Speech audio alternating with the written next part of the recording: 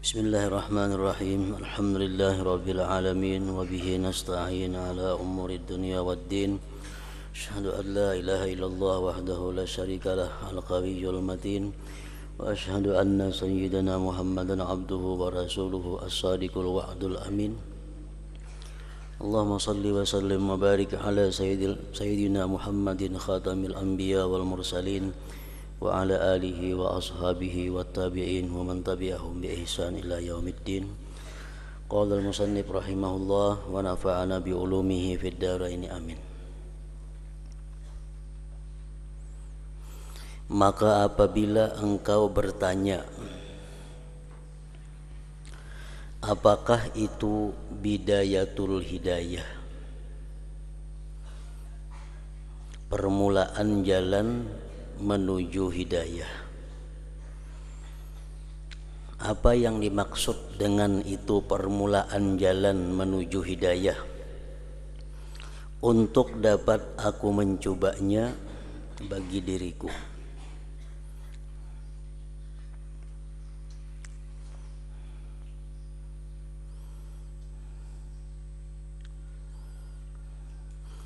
Maka ketahuilah bahwa permulaan jalan hidayah itu ialah takwa yang zahir.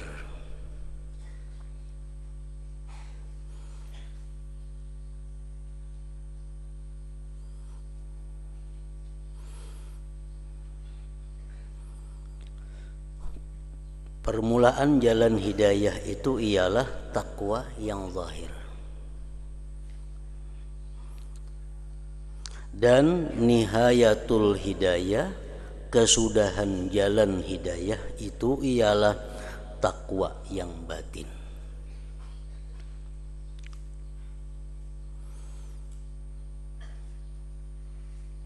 Dan surga itu tidak akan dicapai kecuali dengan takwa.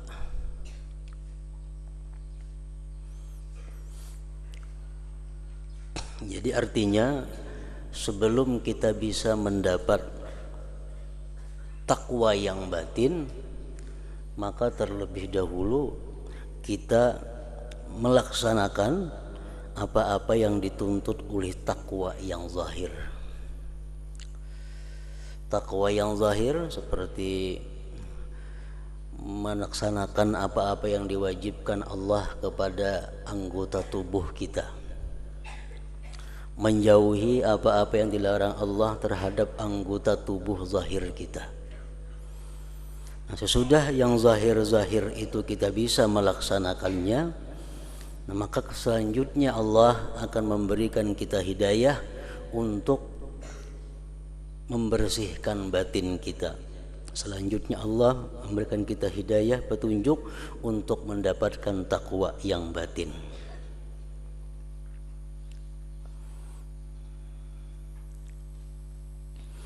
Jadi para ulama membagi takwa itu ada 3 macam bagian takwa. Yang mana 1, 2, dan 3 itu merupakan perjalanan takwa. Yang pertama disebut adalah takwal awam, takwanya orang awam.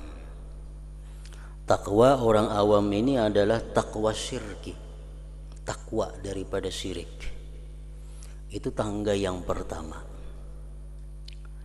Tangga yang pertama adalah menjauhi sesuatu yang sifatnya menyekutukan Allah Subhanahu wa taala.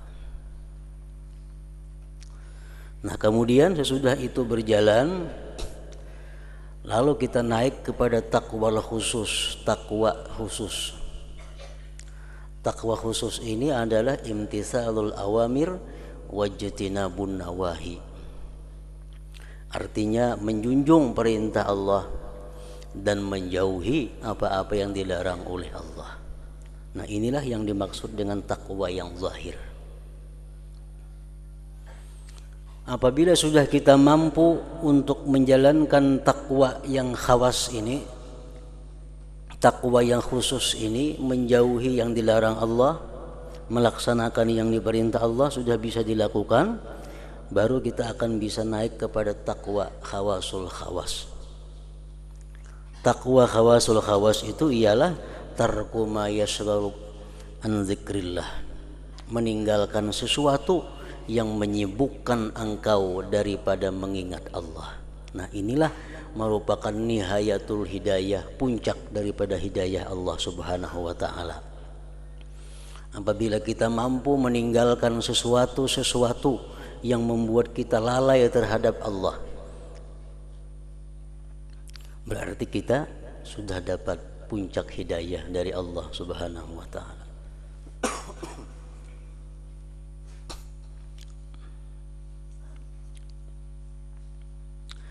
Dan surga itu tidak akan dicapai kecuali dengan takwa.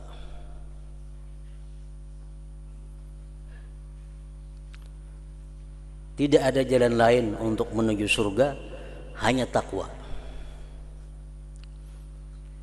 Sebab dengan takwa itulah kita akan mendapat rahmat Allah Subhanahu wa taala.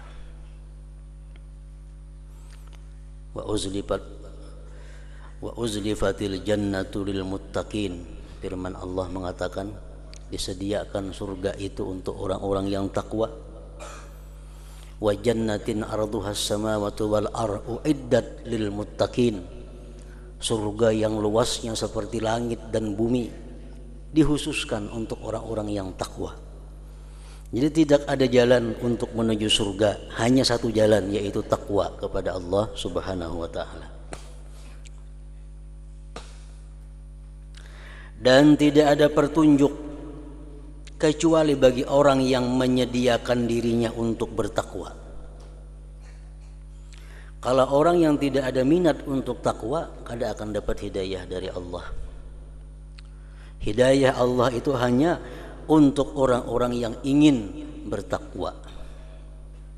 Al-Quran mengatakan, "Dzalikal kitabu la raiba fih hudan lil muttaqin." Al-Quran itu petunjuk lil muttaqin, bagi orang-orang yang takwa. Dan tidak ada petunjuk kecuali bagi orang yang menyediakan dirinya untuk bertakwa.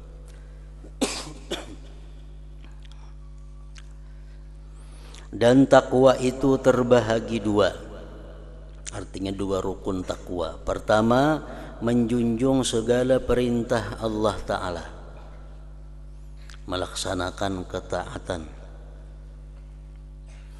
Kedua, menjauhi segala larangan Allah Ta'ala, meninggalkan kemaksiatan. Itu takwa yang zahir. Maka di dalam kitab ini, ujar Imam Ghazali, akan saya sebutkan kedua-dua bahagian ini dengan serba ringkasnya.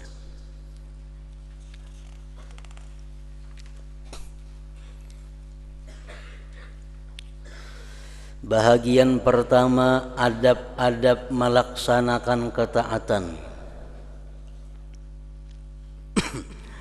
Ketahuilah olehmu bahwasanya perintah Allah itu ada yang fardu, wajib, dan ada yang sunat. Itu perintah Allah. Sebagaimana larangan Allah pun ada dua. Pertama haram, kedua makruh. Makruh itu jangan dikatakan boleh. Makruh bagian daripada larangan Allah. Larangan itu ada yang kuat, ngarannya haram. Ada larangan itu yang tidak kuat, ngarannya makruh. Larangan mencakup haram dan makruh. Sebagaimana perintah pun yang kuat disebut adalah fardu atau wajib. Perintah yang tidak kuat itu ngarannya adalah sunat. Nah, jadi hukum ada tiga sebenarnya. Perintah, larangan, yang ketiga ibahah, boleh. Perintah wajib lawan sunat, larangan haram dan makruh, yang kelima boleh.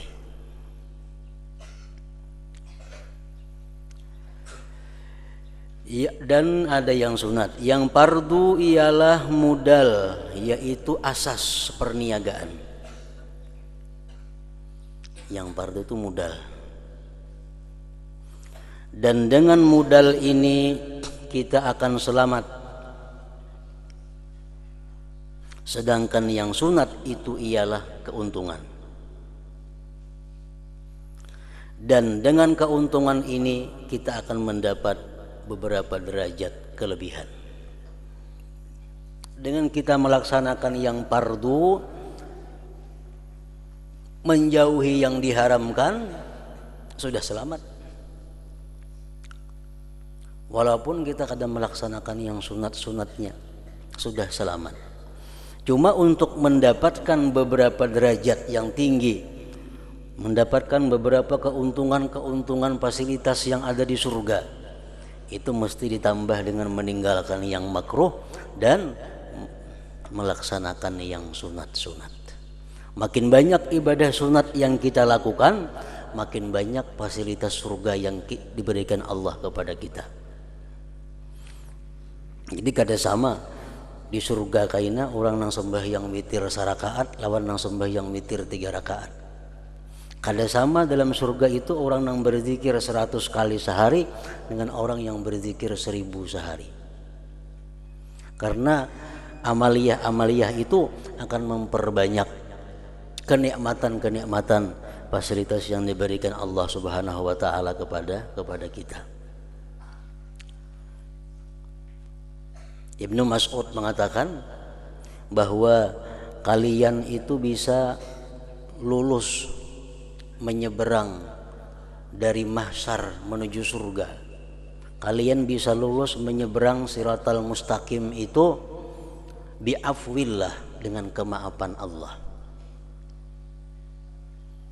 Dengan sebab kemaafan Allah yang sangat menunjul, kita bisa menyeberang sampai ke pintu surga. Andai kata Allah tidak menampakkan kemaafannya kepada kita, kita kada akan bisa lulus menyeberang siratal mustaqim, itu pasti gugur.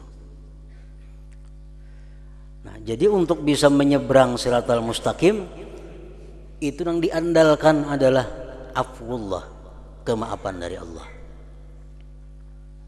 Nah, kemudian kita bisa masuk surga birahmatillah, dengan rahmat Allah. Jadi di waktu menyeberang siratal mustaqim, masuk ke dalam surga, amal kita belum berfungsi. Semata-mata yang menunjuk adalah kemaafan Allah, kasih sayang Allah. Kita bisa masuk surga. Nah, kemudian di dalam surga itu tingginya derajat kita, banyaknya fasilitas yang bisa kita nikmati, itu dibagi menurut banyak sedikitnya amal ibadah yang dilakukan di dalam dunia ini.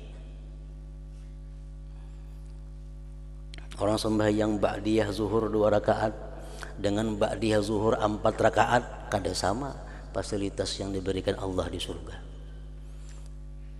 Jadi amal perbuatan kita ini yang sunat-sunat ini itu akan mendapat beberapa derajat kelebihan. Rasulullah sallallahu alaihi wasallam bersabda, yaqulullah tabarak wa ta'ala, ma taqarraba ilayyal mutaqarribun bimithli ada'i ma aftaradtu alaihim wa la yazalul 'abdu yataqarrabu ilayya bin nawafil hatta uhibbah fa idza ahbabtuhu kuntu sam'ahu alladhi yasma'u bihi wa basarahu alladhi yubsiru bihi wa lisanahu alladhi yantiqu bihi wa yadahu allati yabtishu biha wa rijlahu allati yamshi biha. Artinya Allah Ta'ala berfirman di dalam hadis qudsi, tidak ada suatu cara yang lebih sesuai untuk hamba-hambaku menghampirkan diri kepadaku dengan seumpama mereka melakukan ibadah yang aku fardukan ke atas mereka. Amalan apa, ibadah apa yang paling mendekatkan diri kita kepada Allah? Ibadah yang fardu, itu yang paling mendekatkan diri kepada Allah. Melaksanakan yang wajib, melaksanakan yang fardu, itu merupakan ibadah yang paling menghampirkan kita kepada Allah. dan senantiasa seorang hamba menghampirkan diri kepadaku dengan menambah amalan yang sunat-sunat setelah mereka melakukan yang fardu-fardu sehingga aku mencintainya.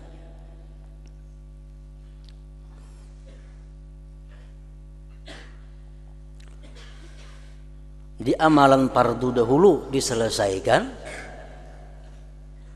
untuk mendekatkan diri kepada Allah, amalan fardu. Untuk mendapat cinta Allah, amalan-amalan sunat. Tetapi amalan sunat itu bisa berlaku, bisa bernilai kalau sudah selesai melaksanakan yang fardu. Jadi mendahulukan yang fardu daripada yang sunat itu hukumnya bisa wajib, bisa sunat.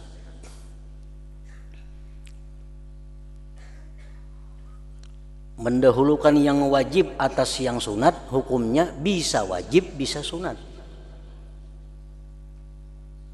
Contoh yang wajib, kita sengaja kada sembahyang sehingga keluar waktunya,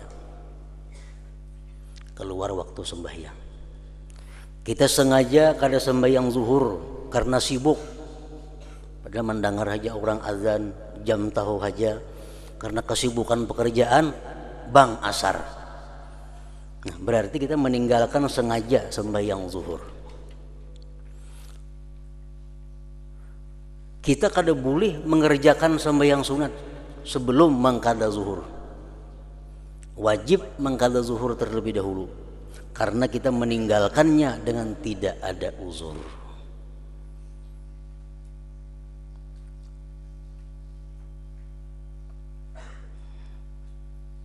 Orang sengaja kada puasa di bulan Ramadan, sengaja kada puasa. Begitu habis Idul Fitri, dia wajib bersegera mengqada puasa itu. Jangan hendak puasaan lama. Kenapa? Karena ada hutang yang wajib, ada hutang yang sengaja yang belum dibayar. Ini contoh yang wajib mendahulukan sunat. Ada duit 10.000 rupiah, duit 10.000 rupiah. Hari ini sampai bayar hutang lawan orang 10.000 rupiah. Duit lain kada ada diisi lagi. Ini pembacang dibayarkan 10.000, maka hari ini jatuh tempo hutang janji hari ini. Nah, dia wajib menggunakan duit 10.000 itu untuk membayar hutang. Jangan hendak bersedekah, jangan hendak berwakaf. Kenapa? Karena hari ini duit 10.000 itu satu-satunya duit yang bisa dibayarkan ke hutang yang pada hari ini hutang itu jatuh tempo. Nah, itu hal-hal yang wajib didahulukan daripada yang sunat. Ada lagi hal-hal yang hanya sunat mendahulukan wajib atas yang sunat. Sunat mendahulukan yang wajib atas yang sunat. Contohnya, kita kelupaan atau taguringan sehingga kelewatan waktu sembahyang. Guring jam setengah 12, bangun pukul 4. Berarti zuhur taguringan, kada tahu, kada mendengar apa-apa. Nah, dalam keadaan seperti itu dia sunat mendahulukan mengqadha zuhur daripada sembahyang sunat. Sunat mendahulukan mengqadha. Kenapa kada wajib? Karena dia ketinggalan zuhurnya itu kada sengaja. Nah, sama perempuan-perempuan yang haid, perempuan-perempuan yang nifas, kada puasa bulan Ramadan. Sesudah Idul Fitri dia sunat menyegerakan mengqadha puasa itu daripada melaksanakan puasa sunat. Lebih baik mengqadha itu daripada puasa sunat. Tapi kada wajib karena ketinggalan puasanya disebabkan uzur, bukan kesengajaan. duit 10.000 rupiah, Jumat akan datang sampai timpu bayar hutang 10.000. Hari ini belum sampai lagi timpunya. Nah, boleh aja mensedekahkan 10.000. Kenapa? Karena hutang belum sampai timpunya. Nah, jadi di sini tadi bahwa ibadah fardu, ibadah wajib itu sesuatu yang paling mendekatkan diri kepada Allah, dan senantiasa seseorang hamba menghampirkan diri kepadaku dengan menambah amalan yang sunat-sunat setelah mereka melakukan yang fardu-fardu, sehingga aku mencintainya. Maka apabila aku telah mencintainya, ujar Tuhan nih dalam hadis kudusi, bila mana aku telah mencintainya seorang hamba, maka akulah pendengaran yang ia mendengar dengannya, dan akulah penglihatan yang ia melihat dengannya, dan akulah lidahnya yang ia bercakap dengannya, dan akulah tangannya yang ia menyentuh dengannya, dan akulah kakinya yang ia berjalan dengannya. Kalau orang itu sudah dicintai oleh Allah, pandangannya orang tersebut adalah pandangan Allah. Artinya apa? Ada dua tafsir. Yang pertama menjelaskan artinya Allah selalu memelihara pandangannya daripada yang diharamkan. Kalau orang sudah dicintai Allah, ujar Tuhan, akulah lidahnya yang bercakap dengannya. Orang yang dicintai Allah setiap kali berkata adalah kata-kata Allah. Artinya dia terhindar daripada berkata-kata yang tidak disukai Allah. Dia dipelihara Allah berkata-kata yang tidak disenangi Allah. Kalau orang sudah dicintai Allah, tangannya pun dipelihara Allah daripada menjangkau, menjamah, menyentuh yang dilarang Allah. Orang yang dicintai Allah itu adalah orang yang dipelihara Allah kakinya daripada berjalan kepada hal-hal yang dibenci, dilarang oleh Allah Subhanahu wa taala. Walhasil, bila mana orang itu sudah dicintai oleh Allah, seluruh anggota tubuhnya dijaga Allah daripada hal-hal yang sifatnya maksiat yang diharamkan Allah. Seperti Bishrul Hafi, salah seorang aulia Allah, orang yang diyakini sebagai kekasihnya Allah. Bishrul Hafi ini beliau tidak akan bisa menjangkau makanan yang tidak halal. Diserungi makanan tuh kada halal, tangan sidin takang, kada ko begarak. Kalau nang pacang dijangkau ini sesuatu nang kada halal. Kenapa?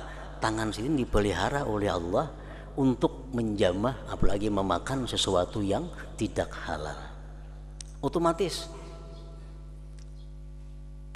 di tengah orang undangan kah, di rumah kah, di mana kah, bila makanan itu ada kada halal, tangan sidin mati, kada ko begarak. Nah, bila makanannya halal, kada jadi masalah. Itu Bishrul Hafi.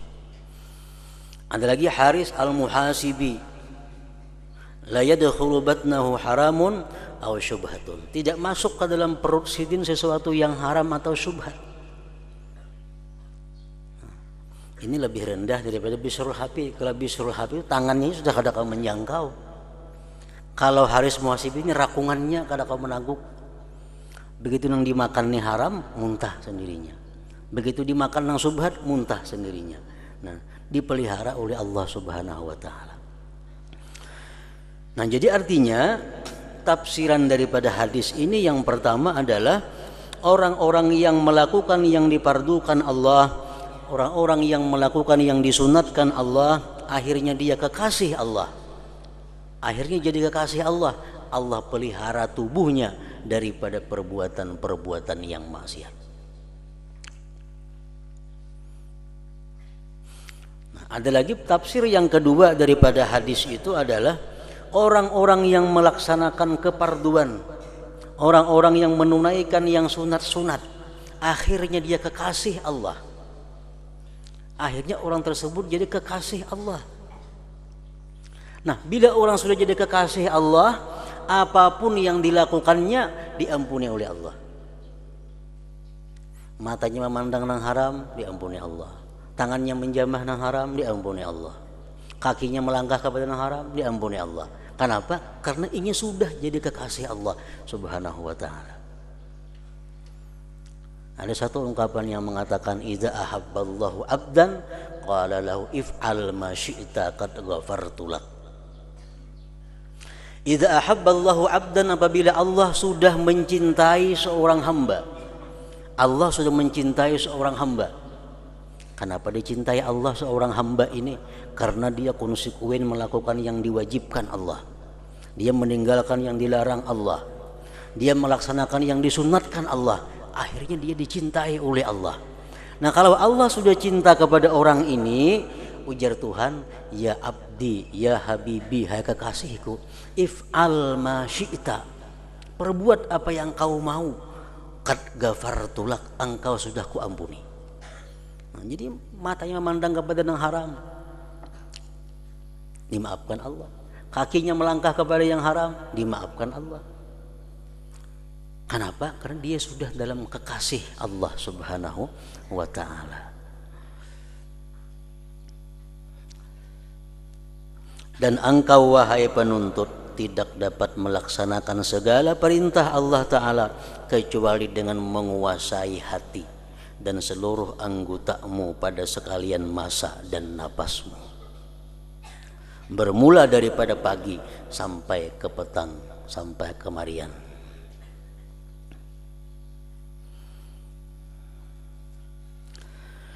Dan ketahuilah bahwa Allah Ta'ala itu mengetahui segala yang ada di dalam hatimu, dan Ia Allah menilik segala yang ada pada zahir dan batinmu, dan Ia mengetahui segala masakmu, lintasan hatimu, dan segala langkah-langkahmu, dan segala diammu dan gerakmu. Kada akan lepas daripada pengawasan Allah Subhanahu wa ta'ala. Dan sama ada engkau bergaul dengan orang ramai atau engkau duduk bersendirian, sebenarnya engkau senantiasa di dalam perhatian Tuhanmu. Maka tidak diam sesuatu yang diam di alam mulki, alam yang nampak oleh manusia, dan alam malakut, alam yang tidak nampak oleh manusia, dan tidak bergerak segala yang bergerak kecuali Tuhan yang menguasai sekalian langit dan bumi itu melihat dan mengetahui akan Dia. Tidak ada satupun makhluk sekecil apapun yang lepas daripada pandangan Allah Subhanahu wa ta'ala.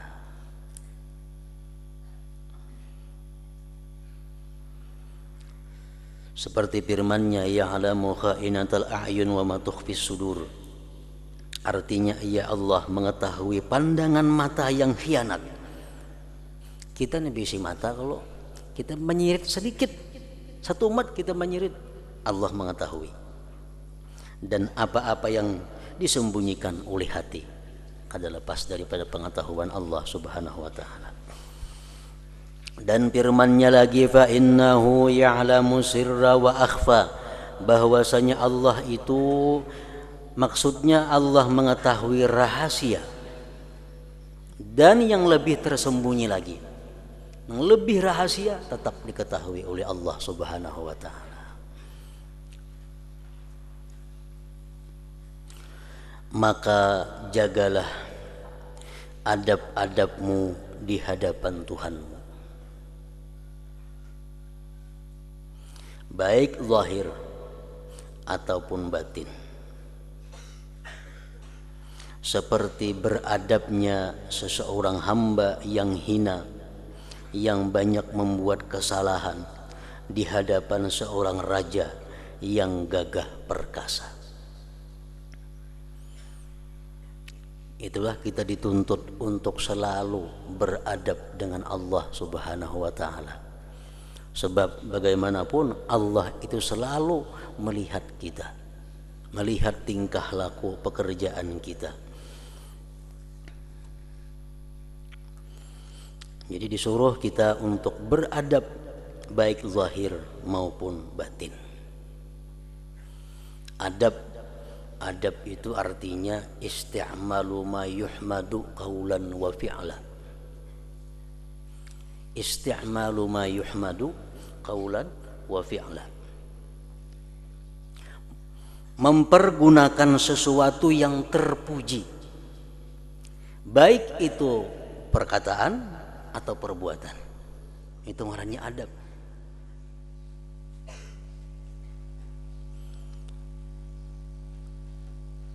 Memperlakukan sesuatu yang terpuji, baik itu perkataan atau perbuatan.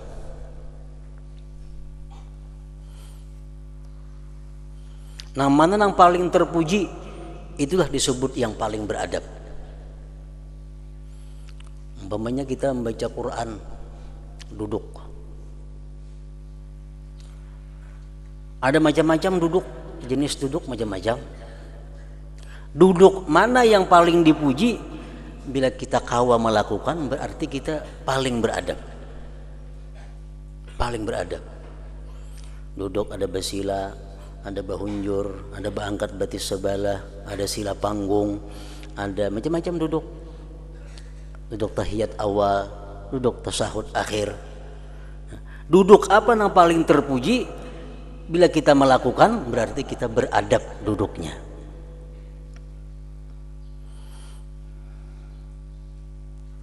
Isti'malu ma yuhmadu qawlan wa fi'la. Jadi adab ini adalah semuanya. Adab bagaimana kita duduk, bagaimana kita makan, bagaimana berpakaian, bagaimana adab tidur, bagaimana adab sembahyang, bagaimana adab segala macam adab itu bersumber daripada Rasulullah sallallahu alaihi wasallam. Sembahyang itu macam apa nang beradab? Macam sembahyangnya Rasulullah. Nabi sallu kama ra'aitumuni usalli. Lihat sembahyanglah kamu sebagaimana aku sembahyang. Sembahyanglah kamu sebagaimana kau lihat aku sembahyang. Karena cara sembahyang Nabi itulah yang paling baik adabnya. Macam apa guring yang paling baik? Macam guringnya Rasulullah itu guring paling beradab.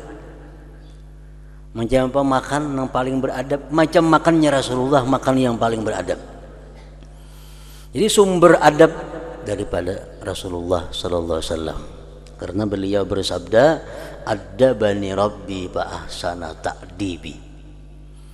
Ujar Nabi kita, mendidik akan daku oleh Tuhanku, melajari adab Tuhan kepadaku, maka dia baguskan mendidik adab terhadapku.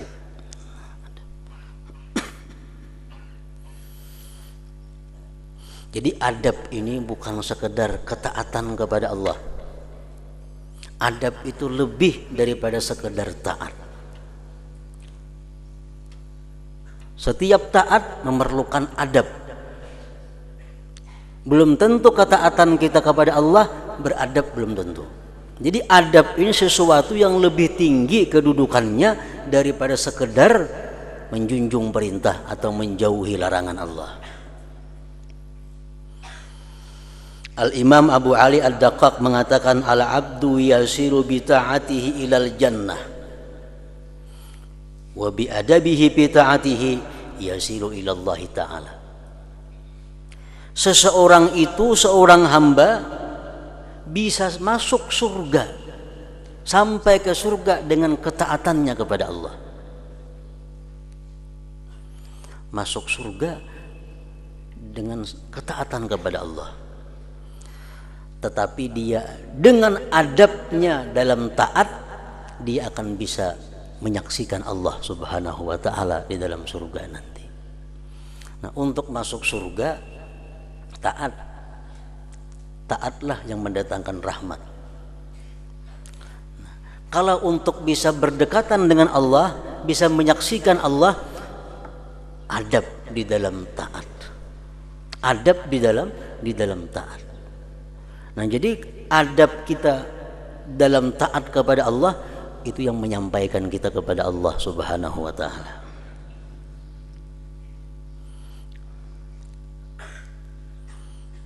sembahyang umpamanya selawar culuk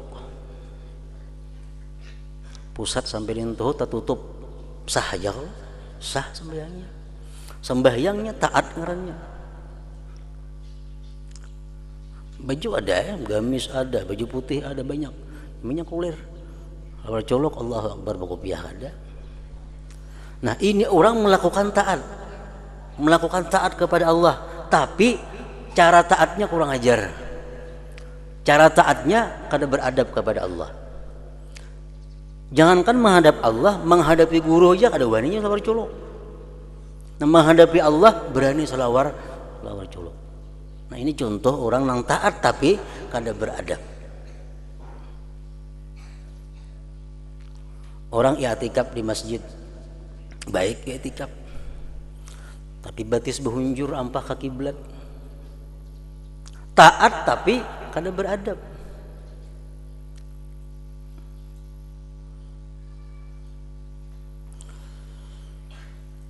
Abu Ali Ad-Daqqaq mengatakan lagi, tarkul adab yujibut tarda. Orang yang meninggalkan adab itu berhak untuk diusir. Berhak untuk diusir. Paman asa'al adab alal bisat rudda ilal bab. Barang siapa tidak beradab di atas hamparan, di taweng halat duduk tapi kada beradab, dia berhak diusir, duduk di pinggir lawang aja. Rudda ilal bab. Jadi duduk di taweng halat cuma kada beadab, berhak untuk dijauhkan ke belakang sana. Wa man asa'al adab alal bab, orang nang duduk di muhar lawang kada beadab juga. Rudda ila siyasatid dawab, andak ke kurungan kambing hanya duduknya.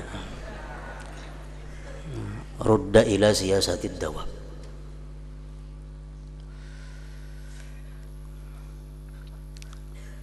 Itulah adab. Al-Imam Al-Basri mengatakan, at-tauhid yujibul iman. Tauhid itu mewajibkan keimanan. Tauhid mewajibkan iman. Paman la imana la tauhidalahu. Orang yang tidak ada beriman kada bertauhid ngarannya. Orang yang kada beriman berarti kada bertauhid. Wal iman yujibu syariah. Iman itu menuntut syariat. Bila orang beriman pasti bersyariat. Karena dia percaya dengan Allah. Allah menyuruh sembahyang, percaya. Allah nyuruh puasa, percaya. Allah nyuruh naik haji, percaya. Allah nyuruh berzakat, percaya. Kepercayaannya itu iman tadi menuntut syariat. Jadi orang beriman pasti orang bersyariat. Paman la syari'atalah fala imana lahu wala tauhid. Orang yang tidak bersyariat, sembahyang kada, puasa kada, itu tidak ada iman dan tidak ada tauhid. Paman la syari'ata, orang yang tidak ada syariat, fala imana wala tauhid, tidak ada iman baginya wala tauhid. Wasyariat tujibul adab. Sedangkan syariat itu menuntut adab. Nah, syariat itu menuntut adab. Paman la adabalahu, orang yang tidak ada adab itu fala imana lahu wala tauhida wala syari'ata. Orang yang tidak beradab berarti kada punya iman, kada punya tauhid dan kada punya syariat. Nah, jadi paling tinggi kedudukan itu adalah adab. Kenapa? Karena segala sesuatu itu bukan hanya perlu ilmu, tetapi perlu terhadap adab. Orang berusaha supaya dapat harta yang halal diperlukan adab, diperlukan ilmu. Orang berusaha supaya dapat yang halal diperlukan ilmu. Tapi kalau orang berusaha ini hendak dapat berkah sekaligus halal, diperlukan ilmu dan adab. Kedua-duanya perlu.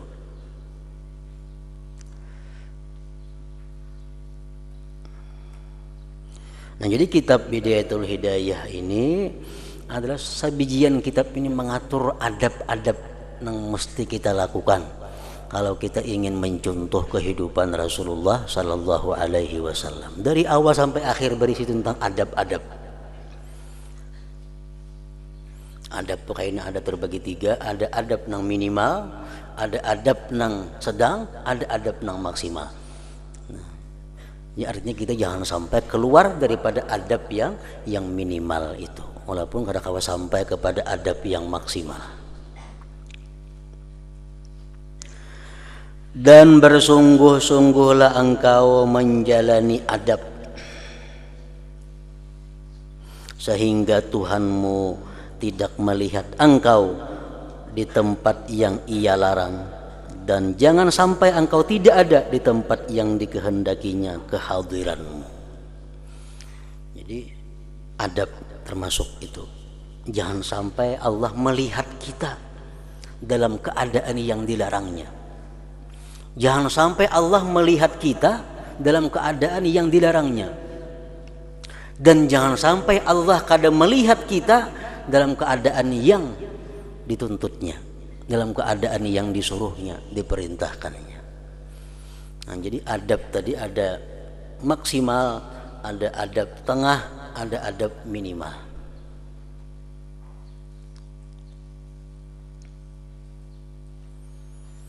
Contohnya macam kita belajar, kita beribadah itu cara duduk adabnya yang maksimal itu adalah berterimpuh. Macam tasyahud awal, ini adab yang paling baik, yang paling disukai oleh Rasulullah Sallallahu Alaihi Wasallam. Duduk macam tasyahud awal itu duduk yang paling maksimal adabnya. Bahkan di zaman dahulu ada para ulama-ulama, para aulia-aulia, kalau muridnya bersilah ada mau melajari, harus duduknya macam tasyahud awal.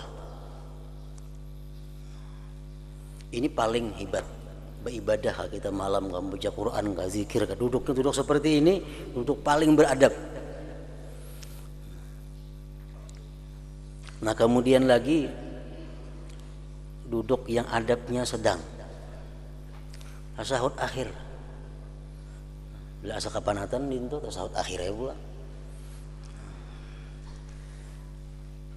Ini adab, cuma kada sebaik yang pertama. Adab duduk yang paling minimal bersila. Ini paling uyuh kedudukan adabnya. Beradab juga bersila, cuma paling rendah kedudukannya. Amun bahunjur atau kada beadab ngarannya, baamal bahunjur, basandar, berarti sebab angka kayak apa kan, nah itu kada beadab. Nah, paling minimal adab itu duduk bersila. Jadi semuaan pekerjaan, perbuatan mesti beradab. Dan kita mesti mencari tahu mana adab yang paling tinggi, mana adab yang tengah, mana adab yang paling sedikit, yang paling minimal.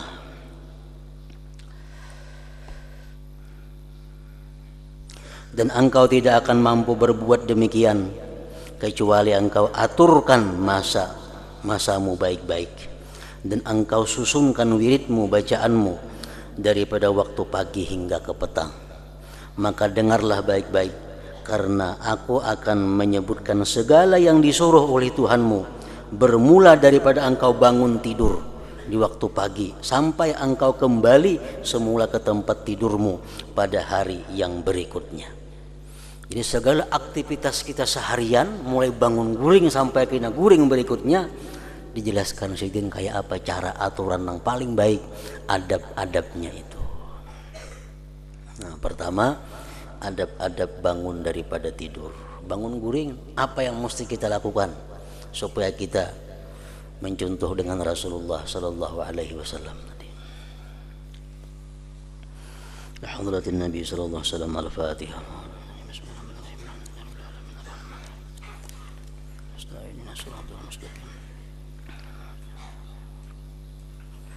Bismillahirrahmanirrahim. Alhamdulillah rabbil alamin. Allahumma shalli wa sallim wa barik ala sayyidina Muhammadin wa ala alihi wa sahbihi ajma'in. Allahumma ighfir lana dhunubana wa liwalidina warhamhum kama rabbawna shighara. Allahumma ighfir lana dhunubana wa liwalidina warhamhum kama rabbawna shighara. Allahumma ighfir lana dhunubana wa liwalidina wa limasyayikhina wa li ahbabina wa liman ahsana ilaina ولمن أحبنا فيك ولأصل واجبات علينا وللمسلمين والمسلمات برحمتك يا أرحم الراحمين. اللهم انفعنا بما علمتنا وعلمنا ما ينفع وزدنا فهما وعلما وعملا واحفظنا واحفظ من معنا ومن معنا من البلاء وكل ذي شر إنك على كل شيء قدير. صلى الله على سيدنا محمد وآله وسلم. الحمد لله رب العالمين.